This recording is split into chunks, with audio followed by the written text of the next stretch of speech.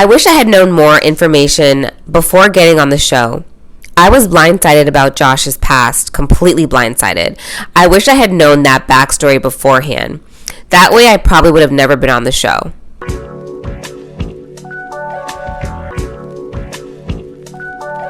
And we're back for another Gab with Abigail. If you aren't back and this is your first time on my channel, hi, welcome to Gabs with Abigail, where we talk about the Bates and Duggars and other D-list fundies. So I have been wanting to talk about cousin Amy and her mother Deanna since the Josh arrest news broke, just because of some of the things that they had posted and been commenting. So for those of you who may or may not know, Amy Rochelle Duggar King, aka Cousin Amy, was born September 30th of 1986. Amy was born to parents Deanna Duggar and Terry Jordan, and she was in fact born out of wedlock. At the time that Deanna would have got pregnant with Amy, Jim Bob and Michelle would have just celebrated 1 year of marriage, and it's interesting how even that early on they were so different, having been raised in the same exact household. Jim Bob would go on to have, 19 children, and Deanna would have the one, with Amy being an only child.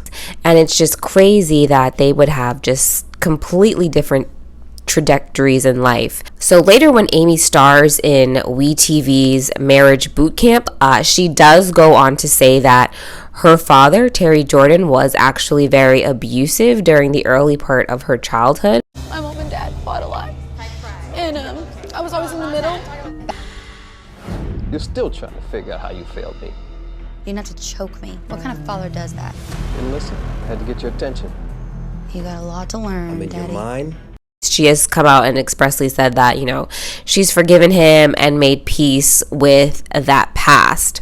With her growing up with her mother, and she talks about how her mother had major depression and how that depression made it difficult at times for Deanna to take care of Amy, which I feel like to me kind of explains even more so why she was so close with Grandma Mary. Back in the day, my mother, she just had a really hard time, and she was incapable of doing a lot of things that people take for granted. And the last thing I want to be is compared to someone with severe depression. Well, there were times where she would write notes that said, I can't be your mom anymore. It would just, traumatize me, Of course it does. There were times that it was so loud and so crazy in the house that I would sleep on the trampoline outside. I think that's why I go into Amy land or whatever, and I try to be positive. It's because It's your happy place. It is my happy place.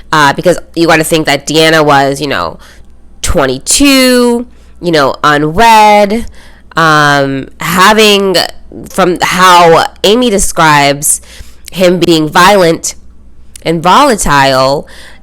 So Deanna's having to deal with that and then trying to support Amy. You can kind of understand how it might lead to, depression. Amy had more of a normal childhood compared to the Duggars, where she wore pants, listened to secular music, television and movies, weren't necessarily censored the way it was for the Duggars. Went to public school, bare minimums.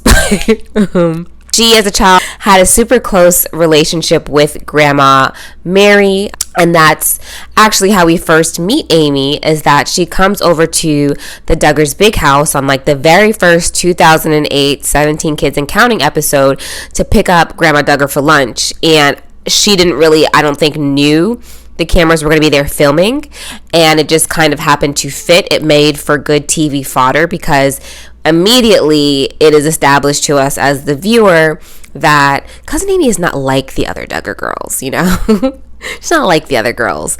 Basically, for all the reasons that I explained in this first sentence of wears pants. I think she's wearing pants in that scene, and she expresses, because in that first episode, it's when Josh has just proposed to Anna, and he's headed back to the house, and they're going to have a chaperone date afterward. Yeah, and they end up talking about chaperones and things like that, and Amy is oh, I would never, I would be a terrible chaperone because I'd let them do whatever they wanted. I don't believe in chaperone dates, waiting to have your first kiss till marriage. She's sorry, I've already had my first kiss. Amy is bubbly and open and tags along for a lot of the freebie adventures that the Duggars get from TLC by being on the show. And I mean if my uncle approached me, like this is no shade calling it like a freebie, because if my uncle approached me and was like, yeah, we're going to Japan, all expenses paid, like, you trying to come?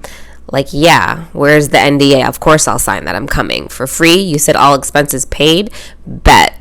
Get the pen. I brought a pen, like I'm ready to sign it.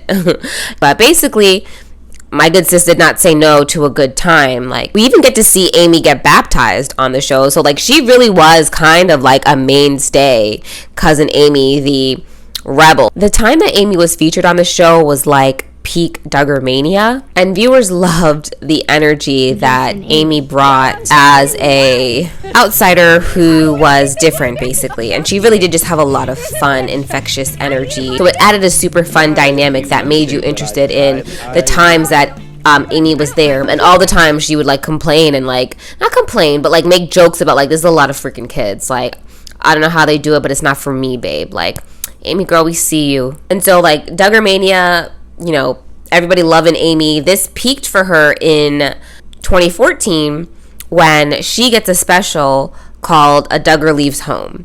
And this special is dedicated to Amy deciding that she wants to pursue a career in country music in Nashville. And so the cameras follow her, her mother, and Grandma Mary, because you know Grandma Mary is a rider, to Nashville. Let's pause right there to talk about Deanna Duggar. Deanna Duggar has always had a passion for music, and for the longest time wanted to have a CD created with the older Duggar girls, and this lifelong dream was finally realized in 2017 with the iconic Happy Heart CD, which we all know was a Josie Duggar demo tape. Honestly, the next spin-off that I want to see is Aunt Deanna managing Josie Duggar's Nashville career. That's what I want to see. And we could get Lawson Bates to do like an appearance. He could be like her principal songwriter. That could be like his own little spin-off. Listen, TLC, better yet, Up TV. Call me, because I got the content. Jim, Bob, and Michelle, hop in my DMs. Like, let's talk business. With Deanna Duggar, it's giving stage mom. We're gonna get that down, and I think that they're pretty well ready to go. And after all of this, Amy still decides not to pursue a music career. Amy said, and I quote, "I met with several huge labels, and I was offered contracts, these huge labels, to sign me, and it wasn't on the show. They wanted to make me into not just the cousin, but the bad, sexy, edgy cousin kind of thing. Like the Britney Spears of the Duggar family. I get it, you know, the clout opens the door for you, but do you want to ride that wave for the entirety of your career? I would say, like, yes, if I'm Amy Duggar and really want this to be a thing, probably I'm going to, because the reality is that her singing is just okay.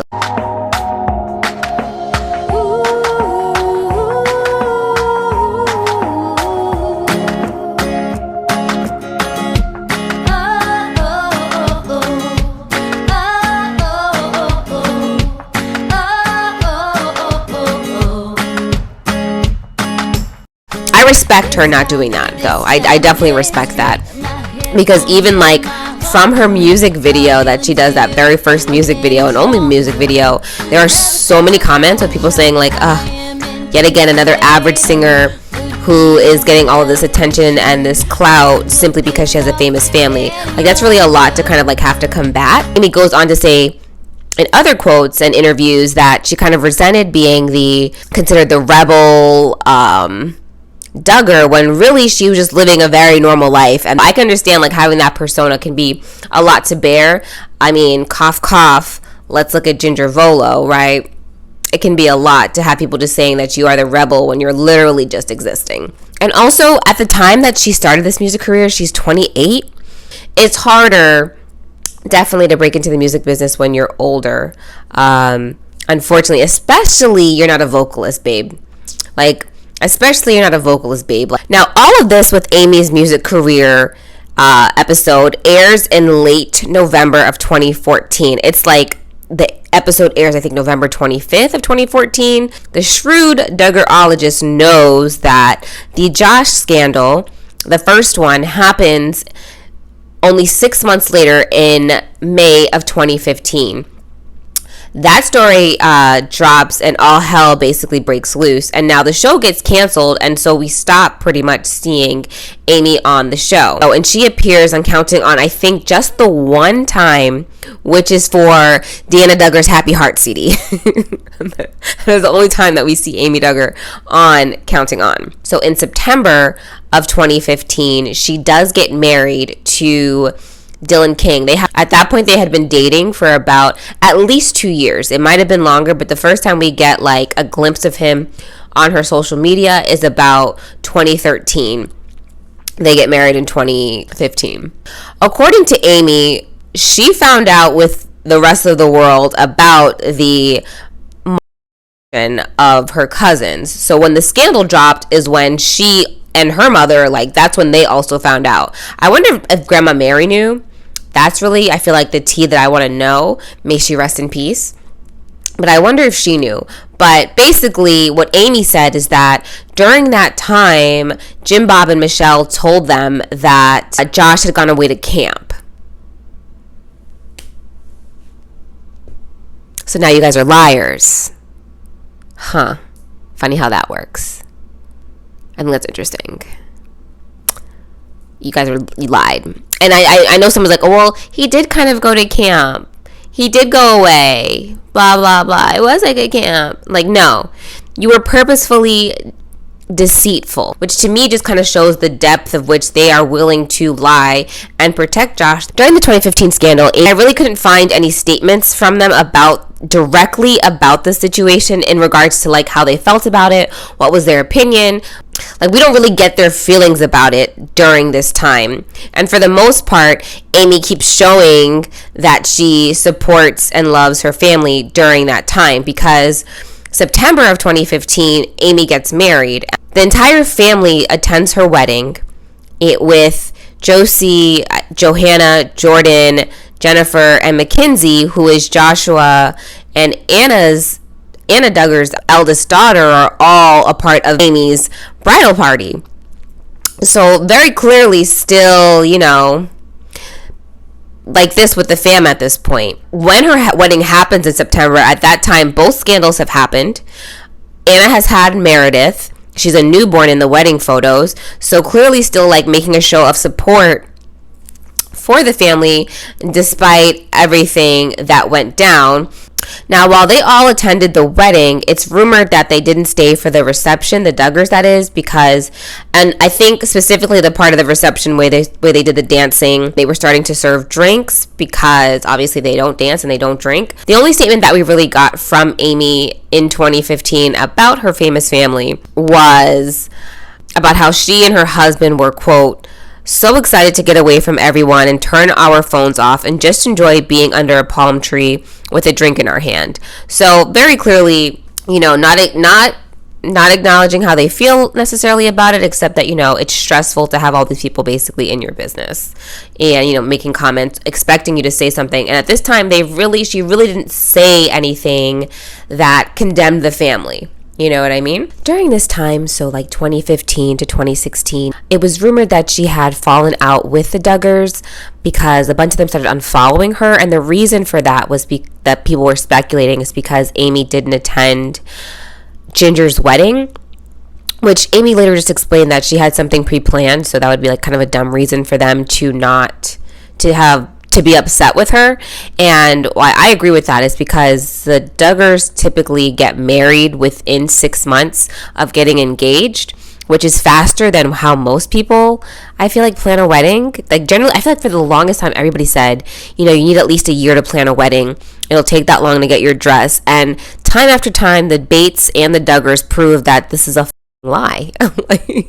It's not true at all. They managed to get a dress, get a venue, get a cake, all of that within 6 months. I could see, though, and I think Ginger and Jeremy got married within like 3 or 4 months of getting engaged.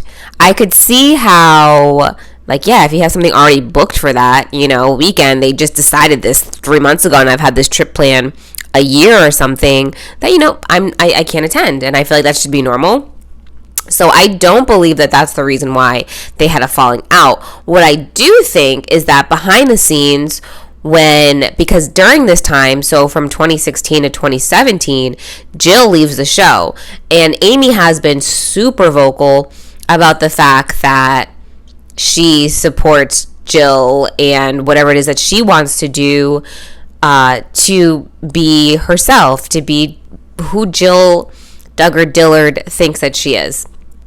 And I feel like this did not sit well with the family. Amy has been like consistently choosing Jill. And also, though, I think another reason why they fell out is because in 2017, Amy and her husband starred in season 7 of WeTV's Marriage Boot Camp. And Marriage Boot Camp as a show was just completely opposite of the wholesome family goodness that we were getting over on TLC with 19 Kids and Counting.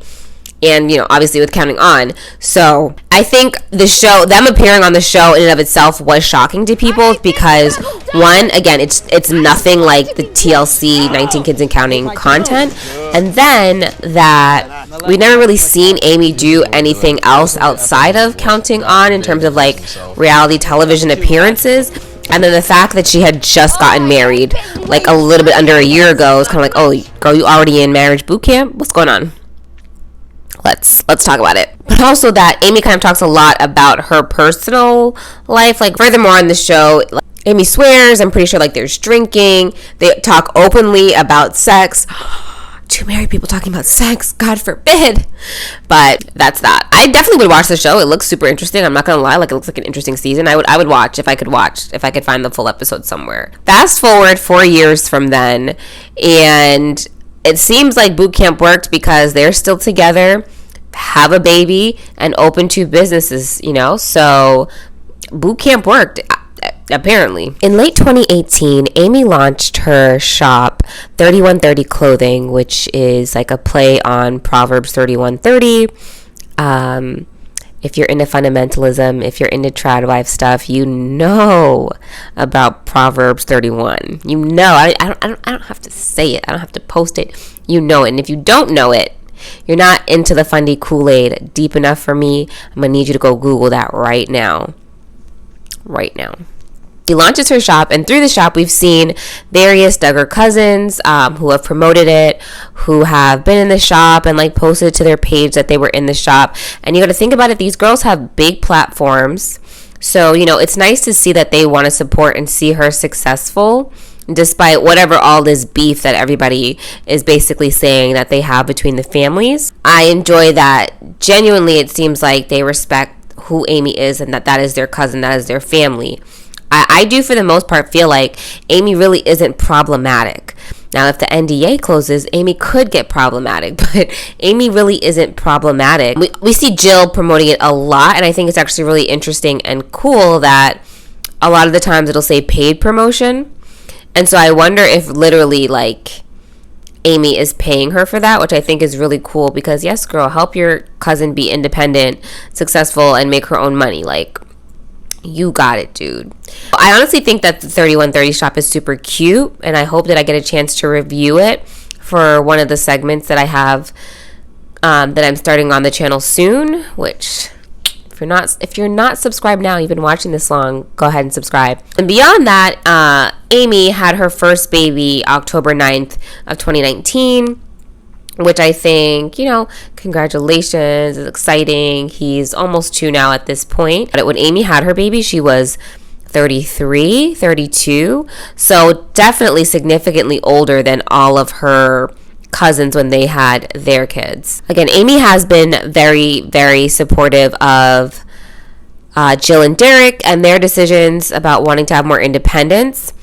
She did a lot of interviews with Without a Crystal Ball, even before all of the Josh stuff that recently came out, wanting to talk about it and talking about like her NDA and all of that. And where I know on this channel, like, I kind of complain about Katie Joy's content, I definitely think like with the Amy Duggar King stuff, she gets a lot of that right. And I would say, like, go watch those if you're interested. When the news dropped that Joshua had been arrested on the child charges, Amy quickly made a statement this time. While she didn't necessarily say, oh, Josh is trash, she kind of did the same thing as everybody else in the family, saying, the truth has to come out.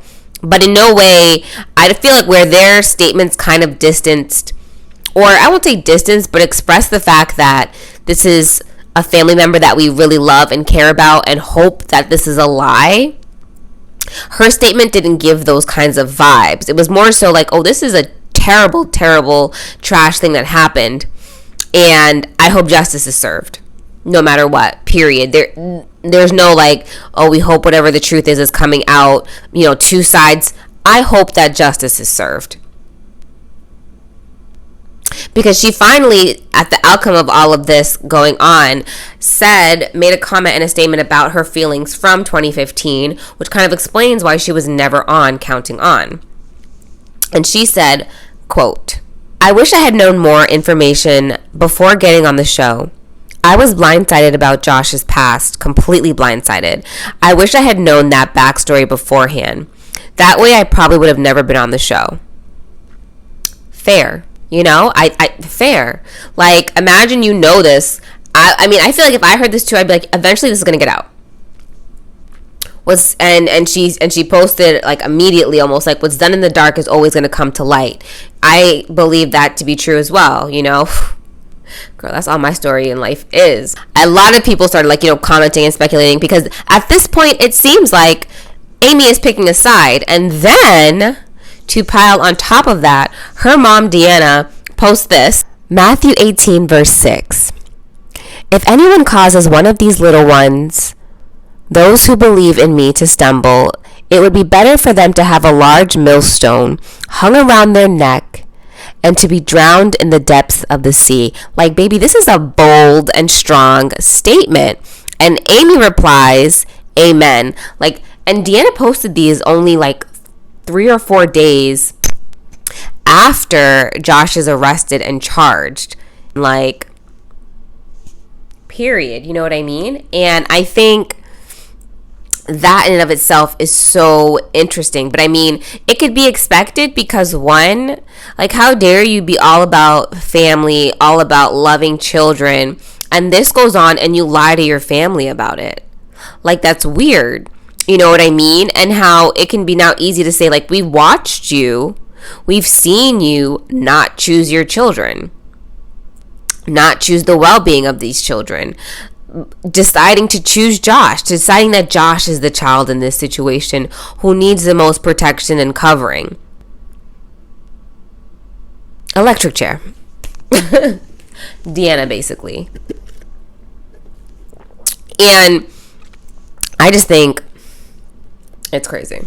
It's crazy because it's a very bold statement that basically saying, if you are in fact guilty, if you did this, a millstone should be thrown around your neck and you thrown into the ocean. And we think about the language that Amy used about it, the situation, heartbreaking, disgusting, shameful.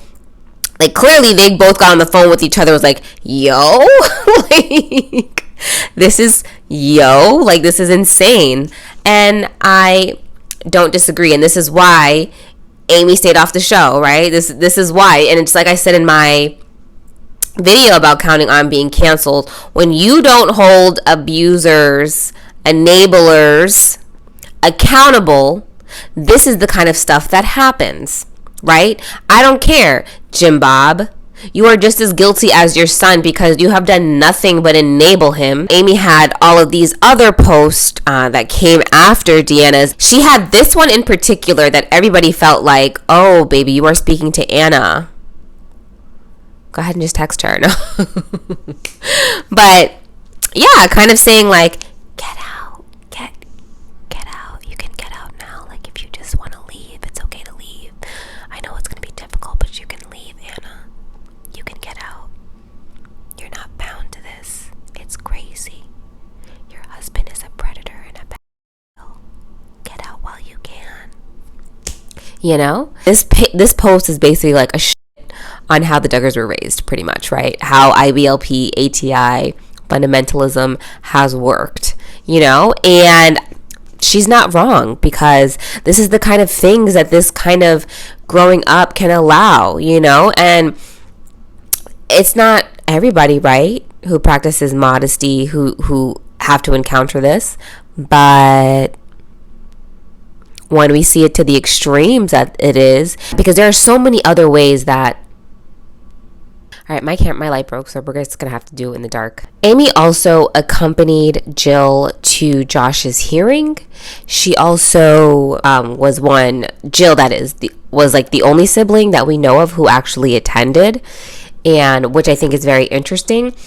I'm gonna do a reaction video to the Megyn Kelly, Jill and Jessa video, because I feel like it gives us so much insight into the abuse that happened based on Jill's reaction, and the fact that Jill is one of the only siblings, if not the only sibling, who went to said hearing, because there's definitely levels to who experienced what, in my opinion, who saw what, who noticed what, who has memories of what.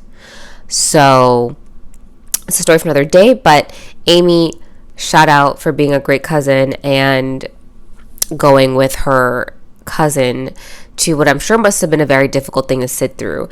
Shout out to Amy for that. So most recently, with Counting On now being canceled, Amy she made a post like saying, you know, goodbye, thanks for all the memes, which I thought was interesting, because it's like, you know what, I thought it was interesting that she was deciding to say goodbye to Counting On, because it almost kind of it solidifies this idea that, yeah, 19 Kids and Counting was never canceled. It just became Counting On with a new name.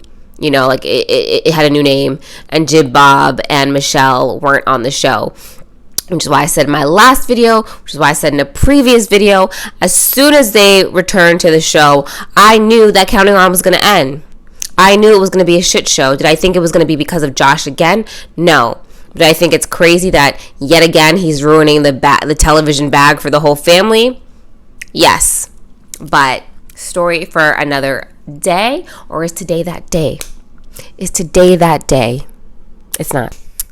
All right, and now I'm running out of storage, so let's hurry this up. So last week, when Counting On was announced to be canceled, Amy had this to say. For anyone out there that is a lawyer, aka Derek, once a show is canceled, does that mean that if anyone has signed an NDA, is that canceled as well, since there is no show to protect? Just a question. Feeling that things are going to get very interesting. So, I wonder what we're going to get as a result. I feel like still no, if you're in an NDA, you're in an NDA. Like, I mean, whenever I think of an NDA, I feel like, I won't say whenever. When I think of Jim Bob's NDA, I think of Beyonce's NDA. Nary a thing is coming out. Nothing is getting out. That NDA is binding AF. Like, that's how I see this non-disclosure thing. And I get it, you know, the excuse like there's no show to protect anymore, but I feel like Jim Bob is going to care about that. There's still my business to protect. There's still me and my shit that's going on. Because I feel like while the show is canceled, is TLC going to stop maintaining a relationship with the Duggars? Doubt it. And why I doubt it is because they have basically said the reason that we're canceling it in their statement, is because they want to give the family some time to heal. And that's why TLC, when y'all are ready to do the spin-off, call me. We'll talk content. We'll talk ideas. JK, they're going to be like, bitch, your last video only got 400 views. Like, we're okay. But yeah, I would love to see a tell-all from Amy. I mean, just because I'm curious about what she would want to say about how the show was run, how it was conducted. Like, what extra do you feel like that all went on behind the scenes that you need to tell us? What complaints do you have that you feel like you're mad that you're in this non-disclosure act? Like, that's what I'm curious about. But I think...